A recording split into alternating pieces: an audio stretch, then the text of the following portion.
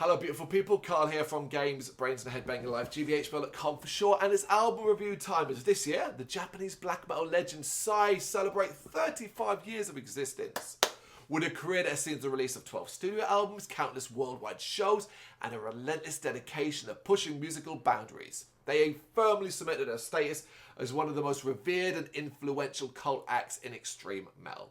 And to celebrate this, Sigh have decided to revisit their 2007 album Hangman's Hymn, a compositional powerhouse in its own right. Hangman's Hymn was notably Sigh's first concept album, blending fast 80s thrash metal influences from bands like Wehrmacht, Sarcophago and Repulsion with classic music, particularly German symphonies. However, Hangman's Hymn was often seen as not fully meeting the band's own standards in terms of execution and production. As a result, frontman Miura Kawashami has taken it upon himself to do justice to this, at times, overlooked masterpiece of intricate songwriting by re-recording it with the current Sigh sound and delivery. Under the title I Saw the World's End, Hangman's Hymn, MMXXV, which is 2025. It's set for release on Peaceville on June 13th. What's your experience with this album? I don't have a lot of it, to be honest. I'm familiar with a couple of tracks, but I don't really listen to a lot of Sigh overall. So this was kind of a really fresh experience.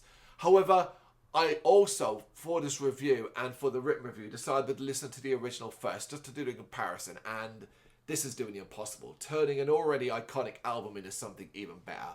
Sigh's decision to re-record this pretty much beloved record has proven to be a genius move. Not only because its unique style and structure has been made richer and bolder thanks to the modern technology, but because, and this is what I think is fascinating, a whole new set of listeners, people like myself, are going to experience this album's brilliance for the first time. And it is brilliant. It's also mental, and with that comes some truly challenging music that still sounds as boundary pushing today as it did back in 2007. None of its grandeur has been lost, none of its rawness is missing, and none of its electrifying weirdness is lacking. It really is an incredible example of what can be done when a band is as dedicated to updating their music as Sigh clearly were here.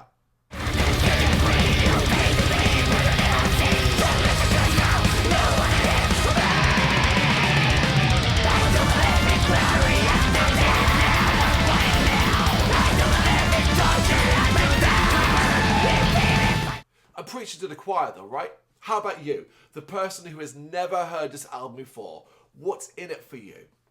Progressive and experimental extreme metal crossed with sumptuous orchestral elements, which on the face of it probably isn't that inspiring, as there are numerous bands who do this, except no one does it quite the way Sigh does, and no one certainly puts it together in that way. No one writes in such a compelling way as Sigh does, and no one pushes the boundaries of metal like Sigh does. Every single track, intermissions included, feels so powerful, and every single track, intermissions included, delivers something unique, especially as modern Sigh are on incredible form and brought all of this to this re-recording. Manic madness from the moment Introitius Curie arrives to open the album in spectacular style, and it only gets better from there. Tracks like Inked in Blood, where impressive orchestral arrangements run headfirst into frantic heavy metal. Tracks like the progressively toned The Master Malice, which proves to be one of the album's most dynamic sounding thanks to the fiery vocals and roaring brass instruments. Or even tracks that showcase fantastical intensity, Death with Dishonor, riffy infectiousness in Devil's Arms, and gothic magnificence crossed with chaotic experimental savagery. That's Rex Tremendier I Saw the World's End. Every track offers up fresh, exciting and powerful delights.